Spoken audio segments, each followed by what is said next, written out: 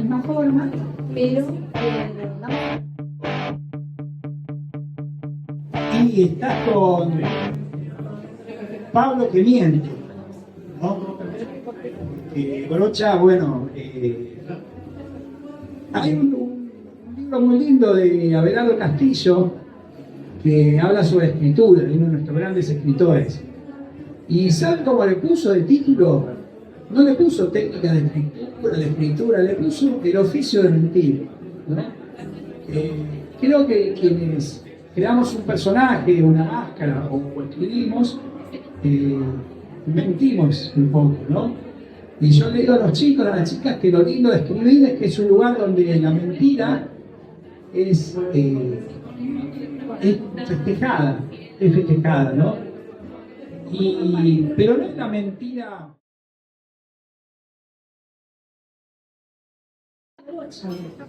Y me lo presentó de un montón de formas. Me lo presentó con las texturas, lo presentó con sus letras, me lo presentó con sus saberes y con sus formas de contar. Entonces, fue como una responsabilidad, porque digo, él me invita a que lo presente, pero antes me pareció entre Brocha, cuando conocí a Brocha, dije, La desilusión vino ahí. Pero bueno. pero luego fue como, pero yo lo conozco. Ahí lo buscamos bien. O sea, no lo conocía, pero ya lo conocía. Y en esto, del recorrido que hizo él conmigo, porque ya tomándolo como un amigo, ¿no? Porque venía conmigo y llevándolo a los distintos espacios, cuando yo me muevo, que en los espacios escolares. Y la Digamos, acá le habla de trucho de magia. No son trucos de magia, ¿no? Trucho de magia es que te parás, por ejemplo, en el mar con una varita mágica y cuando los olas se van, movés la varita. Y cuando el mar viene, movés la varita, ¿no? Son los truchos de magia. Pero en esos aparentes truchos de magia, yo creo que se da el sentido profundo del arte. Que a lo mejor el arte es descubrir lo mágico que hay en la vida cotidiana, en lo que nos rodea. Esa magia ya sería suficiente para explicar lo que es la belleza, lo que es la poesía, ¿no? Bueno, juego un poco con eso, ¿no? El comienzo del libro, a veces me encanta porque para mí hacer un libro a veces es una excusa para presentar a otros autores, ¿no? Humberto A. Cabal, que es un poeta guatemalteco, decía: en la lengua maya quiché, los nombres de los pájaros los tomamos de su canto, de modo que nombrar un pájaro es cantar con él. Entonces yo lo que digo es que si nombrar un pájaro es cantar con él, los sinónimos no existen. No es lo mismo decir cara que jeta. No es lo mismo decir pobreza que costo social. No es lo mismo decir inundación que precipitación fluvial, ¿no? Las palabras tienen una resonancia y para un argentino no es lo mismo decir desaparecidos, que a lo mejor a un chino le suena de otra forma, esa palabra no tiene esa resonancia, ¿no? Y después, bueno, las palabras son, inclusive por su música también, ¿no? Que ahí es donde empieza a aparecer la poesía, ¿no? Las palabras con su música, ¿no?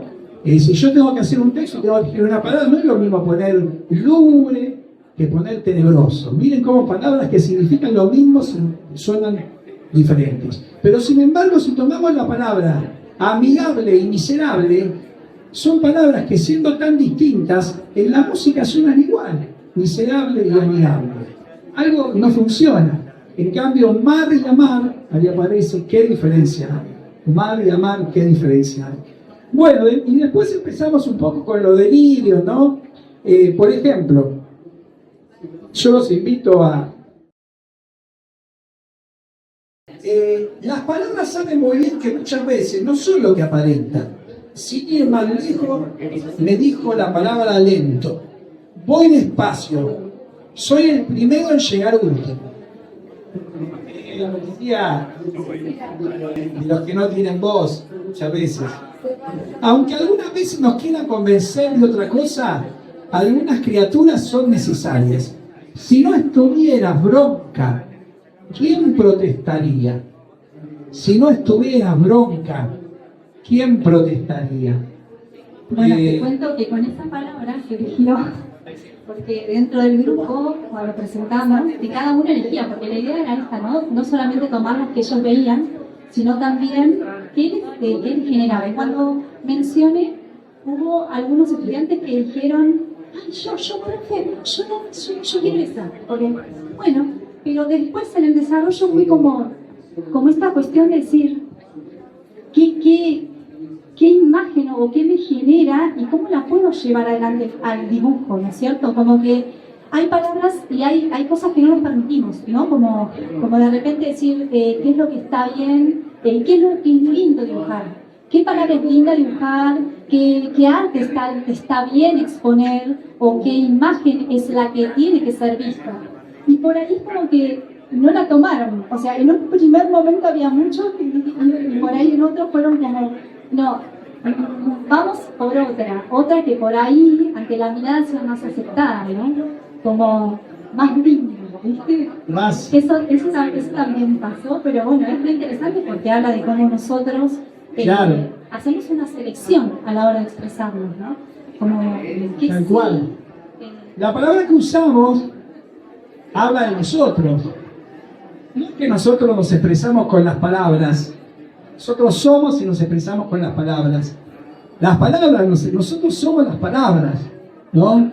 Ese lugar, ¿no? Y bueno, y el libro va jugando con eso, con la música de las palabras, ¿no?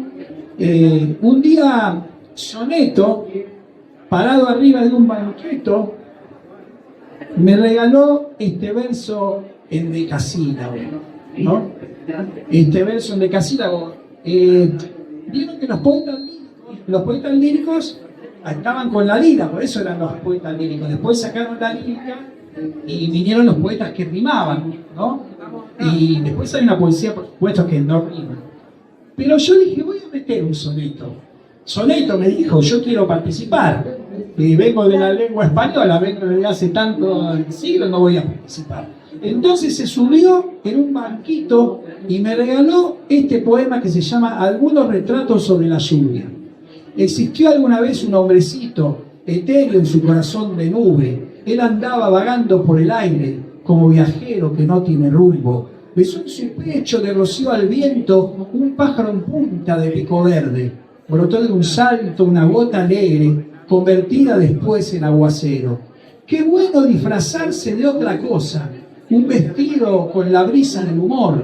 Pájaro pez, a lo mejor la rosa. Agua que toma la forma del amor.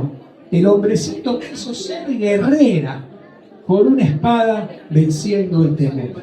Bueno, ahí está un soneto en decasílabo. Soneto hizo su aparición también con... Levanten la mano los que hace más de 5 años que no hacen un dibujo. Ah, bueno, son dos dibujantes acá.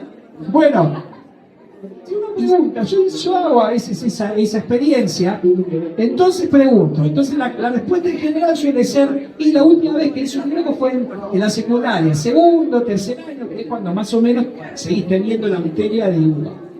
Entonces yo le dije, y después no dibujaron más. Entonces digo, imagínense una persona, si pasara lo mismo con la escritura, dejamos de escribir palabras cuando tenemos 15, 16 años, y a los 30, 40 queremos escribir, ni siquiera digo un texto poético, digo hacer la lista del supermercado.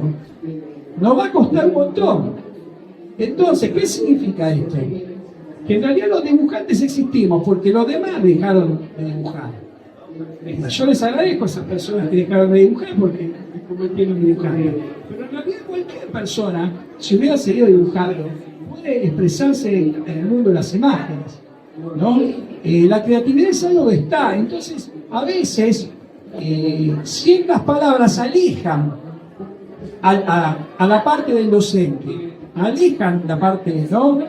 Lo mismo cuando hay que hacer un cuento. A veces en la escuela se olvidan de decir una cosa esencial, que es que vos no se te tiene que ocurrir una historia de punta a punta. A nadie, a los escritores, Borges decía, tengo el comienzo, tengo el final, escribo para ver lo que hay en el medio, ¿no? En cambio, si nosotros decimos, bueno, empecemos con algo mínimo, hablando de, a lo mejor ahí una palabra va llevando a la otra palabra va llevando a la otra, y así se construye. Escribimos, como hablamos para saber qué queremos decir, escribimos para saber qué queremos, ¿no?